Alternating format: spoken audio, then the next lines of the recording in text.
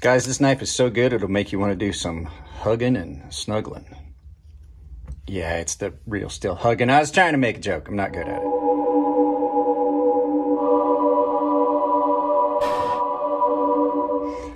So, like I said, guys, this is the real steel huggin. This came from Jared. I'm kind of impressed with this knife. I'm really impressed with this knife. I'm really happy with this. I don't have a lot of negative things to say about it, to be honest. Really good knife. We're going to look at the spec sheet right over here on the right and get some specs. So yeah, I have enjoyed all of the real steel knives that have come in. Sorry about that, guys. My other phone was not on Do Not Disturb. Yeah, I have not disliked any of the real steel knives I've gotten to see. This one has got a really good feel in hand, blade shape, lots of jimping. I've mentioned this on 3 videos now about jimping that goes further down on the blade. I'm a fan of jimping for purpose, not for looks. This is fairly functional jimping. This is a really good knife. So before we get into it too far, we're going to take a quick look at the behind the edge thickness, blade stock thickness, and weight. So let me get my calipers out. All right, I got these zeroed and out. So behind the edge thickness and blade stock thickness. Let's do blade stock first. Blade stock is a pain sometimes. You got to find 0.125, I imagine, is what it's listed. It's a little crowned and rounded, so it's kind of hard to find a spot on it. Yeah, 0.126. It's not going to be consistent all the way because finishing and things like that, that's just a rough estimate a lot of times, to tell you the truth, guys. Behind the edge thickness, I will say this was not super thin in slicey, but 0.027, 0.026-ish right behind the edge. So it's still in that Goldilocks zone of something that cuts real well. It has got a nice broad blade and it does cut well. The transition from the edge into the actual grind seems to do pretty well, but it's not super thin behind the edge. And you can see there's some minor grind inconsistencies. I do believe this is still the factory edge on this as well. So yeah, let's get the scale out so we can look at some weight. So apparently this is the lightest knife ever. It doesn't weigh anything. Now I got to zero these scales out. So in ounces for weight, you're looking at 3 5/8 ounces. In grams, you're looking at 105 grams. And depending on the spec sheet I saw, that might match up with what I put on the right, but I haven't looked the spec sheet up yet. So I have honestly not looked the specs up on this except for price. So we'll get into all that in just a second. Let's get this out and get some stuff ready for size comparison. Guys, I hate to interrupt the video because I know we're having fun, but I do have to do the YouTuber thing and remind you that this channel is self-sponsored with all the affiliate links and stuff you see down below. Anything from knives, tools, EDC gear, and Blade HQ, anything, all the Amazon links, they all support the channel. It doesn't cost you anything at checkout. So I'll talk about that at the end of the video. Now let's go back to the knives. But we're gonna look at some size comparisons because this isn't a small knife. This is 8 1/4 inches here on the list, but to give you guys a visual comparison, let's take a look at the first one, which is the Spyderco Enduro, which is a knife a lot of people know. It's a fairly large knife, so there's not a lot of size difference between these two. It's a fairly large knife, but it does carry pretty small. And when I say that, I'll explain that in a minute. But let's get the next one out, which is the Chris Reeves Sabenza, which is a knife that most people are going to know, and it's pretty much 1 for 1. These knives are pretty similar in size, and in carry. To tell you the truth, the way they feel in pocket is about the same. So let's go ahead and get this out of the way. So when Jared sent me this, I was kind of excited. I saw real steel. I've liked all the real steel stuff I've seen. This is no exception. There are a couple minor things that we'll get to after, but I will say this is one of the most comfortable knives that has come in a very long time. You don't have to worry about left or right hand carry. You can flip this pocket clip really easily, to tell you the truth, because you have got a cutout on either side for this. So you can flip this pocket clip. I actually tried it. The pocket clip, as much as I complain about these deep carry pocket clips, is not an issue on this one because of where it sits in the hand. It's a relatively large knife, so your pocket clip is not being a hindrance or impeding anything about it. The thumb stud action on it is nice and smooth, and it does have a fuller. Now, the problem with it is this thing is not as smooth So you're not going to be able to like thumb flip it as easily and stuff like that. But it does have an incredibly smooth action. The G10 is done really, really well. And all of the liners are really nice and clean. They did a really good job of just barely lifting those or redacting these scales back and allowing you to see the liners, but then still marrying up the backspacer nice and smooth. It's just kind of a little touch that, you know, you don't get to see it on a lot of knives. It just gives it a little aesthetic touch. The blade is done in VG10 steel, as you saw on the specs. The blade shape is beautiful. This is a great blade shape. Not only is it attractive, it's really functional. You got a nice long flat with a little bit of belly. You get a lot of jimping up here. I've mentioned that in a couple of videos now. I like a lot of, I mentioned it earlier in this video. I like a lot of jimping that is good and functional because you get way up on it and get some power cuts and you don't feel like you're going to slip off. Whether or not it actually would prevent is, you know, that's neither here nor there, but that gives you that feeling of security in hand. Like I said, G10 is done really well. The grip on it is incredibly good. It's not one of those knives that wants to roll out of the direction of the cut. That's one of the things you'll hear me talk about sometimes. When I talk about knives that are too skinny, when you grab a hold of them, the knife no longer lines up. Like when you're trying to cut, the knife wants to roll like this, and I'm over exaggerating it. But with this knife, the grip you get on it, it's straight down. You don't have to adjust the cut. Anytime you would have to adjust that, you're going to have some fatigue. So the knife cuts really, really well. The VG10 is done well. As you can see, I did not even resharpen it. It probably could use a touch up on the stones. You can see where it's, or on a ceramic rod or something, you can see where I've kind of gotten that edge bent out of alignment, but I did cut a lot of cardboard with this, and it really didn't show too much scratching. It held up really well. VG10 is a steel that does not get as much attention as it should. It's a very, very good steel. It does oxidize a little bit. I had this one oxidized. I did some kitchen work with it, and I cut up some meat, and I got a little oxidation on it, but I just used a standard soft rubber eraser and took it off. That's something you can do if it's just some light surface patina, and it won't scratch the blade. But yeah, it did tremendously well. It feels really secure in hand. Lockup is really good. So we're going to put this down for a second because I want to be able to do chapter links. So we're going to get into some of the negatives.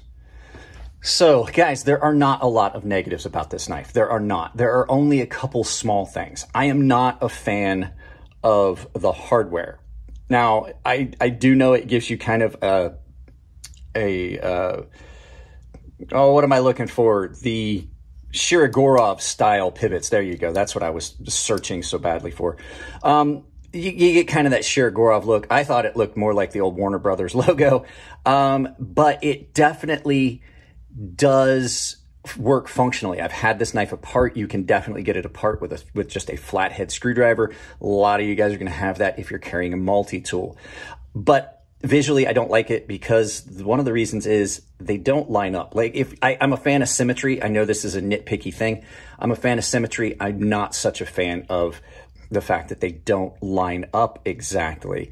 One other little thing, even though this knife is really comfortable in hand, I wish that this was just a little bit, slightly wider, that opening there. It's still comfortable, but they did a good job of softening it, but I would like that to just be a little bit bigger because I've got really big hands. On this side, it's great. Like you can get your pinky, just the tip of your finger in there. It's great, but it just kind of feels a little tight here.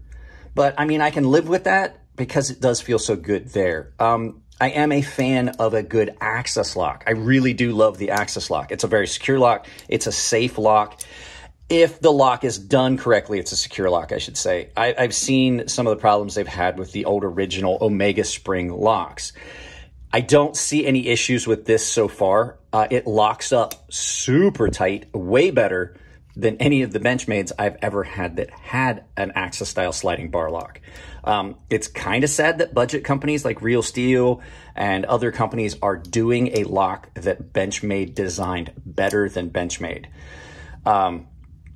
With that being said, as with a lot of other knives that run on washers, as this one does with a sliding bar lock, you have a little bit of play. When you tighten this down to the point where you get rid of the side-to-side play, not front and back, side to side, but you get it tightened down to where that's completely gone, the action is worse than it is now. And that's another thing. The action on this is not as free as some of the other knives I've had that use the axis sliding bar lock or the axis lock.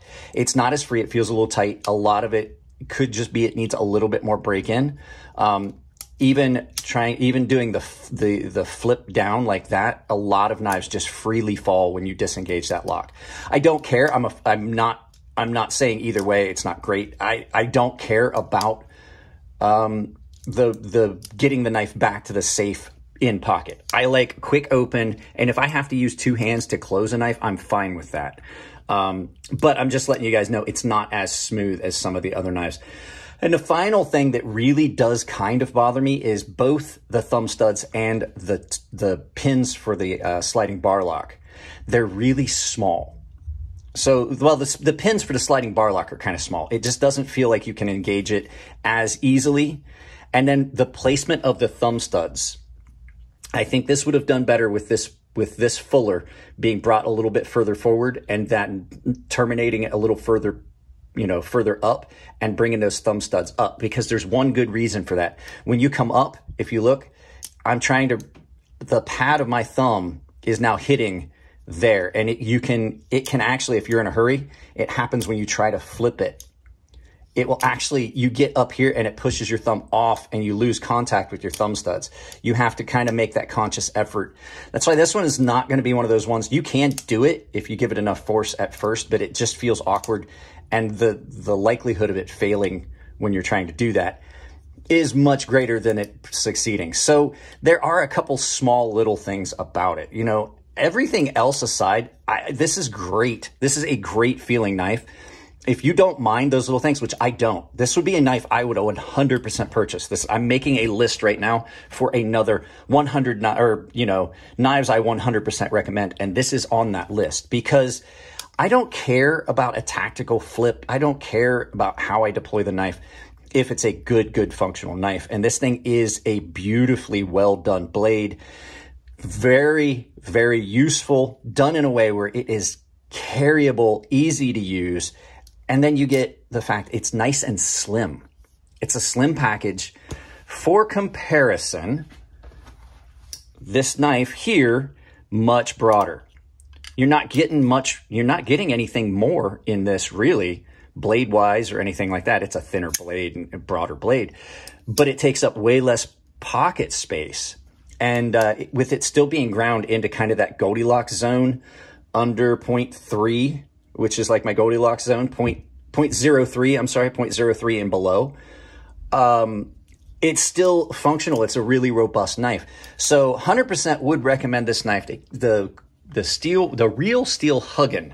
I'm going to put a link to it. I'm pretty sure I've got an affiliate link for this and put a link to it in the description below. But yeah, really do like this knife. I'm happy to be able to give another real steel a good, review. And just, it's attractive. It's an attractive knife, and it has that tactical knife feel to it. So it would be up that alley where a lot of people that when they look at their gear and they're like, oh, I want the high speed, low drag, tactical looking stuff, this would fall, this would fall easily into that category, but it's still a very functional everyday user. So yeah. All right, guys, that's about it. Like I said, really do like this. Oh, price point. Let me grab that real quick. I forget what it was. Let me tell you what the price point is. So the price point on this, around $119. So under 100, about 120. So depending on the vendor, I just found the first price. So I'm going to say it's probably right around 119. I bet I can find these on Amazon. I will put an affiliate link. And like I said, I know I did the intermission, but guys, anytime you're going to do some shopping, please use my affiliate links. It definitely helps out. So let's turn this around, do some final thoughts, and I'll tell you more about affiliate links. I know you guys love that. There you go, guys. There is the Real Steel Huggen. Great little knife. I'm really impressed with it. At the price point, $119, depending on what vendor you go to. Not bad at all. That's a lot of bang for your buck.